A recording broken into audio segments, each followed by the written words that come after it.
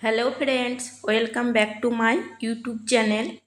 আজকে আমি চলে এসেছি একটা মিষ্টি রেসিপি নিয়ে। হ্যাঁ বন্ধুরা, আজকে আমি নারকেলের ঝোল মিষ্টি বানাবো। প্লিজ বন্ধুরা, ভিডিওটিকে স্কিপ করো না, শুরু থেকে শেষ পর্যন্ত দেখতে থাকো। আর আমার এই ছোট্ট চ্যানেলটিকে সাবস্ক্রাইব, একটা লাইক, কমেন্ট, শেয়ার করে আমার পাশে থাকবে।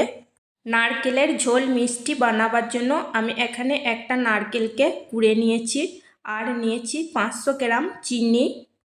উনানেতে আমি কড়াই বসিয়ে দিয়েছি নারকেল কুড়া এবং দেব চিনি।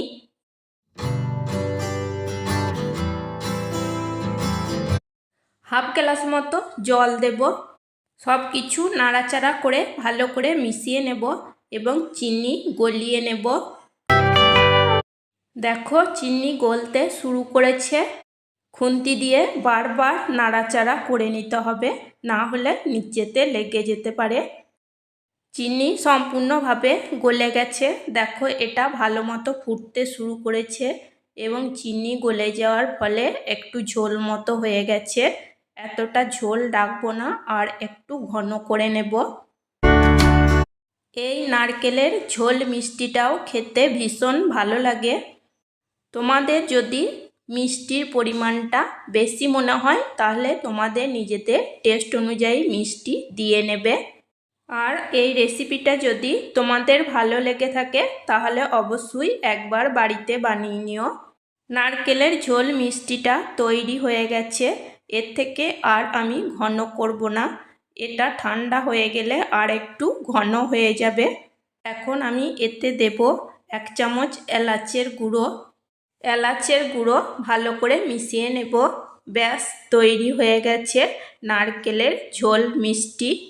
এবার এটাকে আমি উনান থেকে নামিয়ে নেব। দেখো বন্ধুরা, নারকেলের ঝোল মিষ্টিটা ঠিক এরকমভাবে তৈরি হবে। নারকেলের ঝোল মিষ্টি বানানো যদি তোমাদের ভালো লেগে থাকে তাহলে আমার চ্যানেলটিকে সাবস্ক্রাইব করবে, কমেন্ট করবে, লাইক করবে। তোমাদের লাইক আমার কাছে অনেকটা গুরুত্বপূর্ণ। নারকেলের ঝোল মিষ্টিটা দেখতে ভালো লাগার জন্য আমি কিশমিশ দিয়ে সাজিয়ে নিচ্ছি।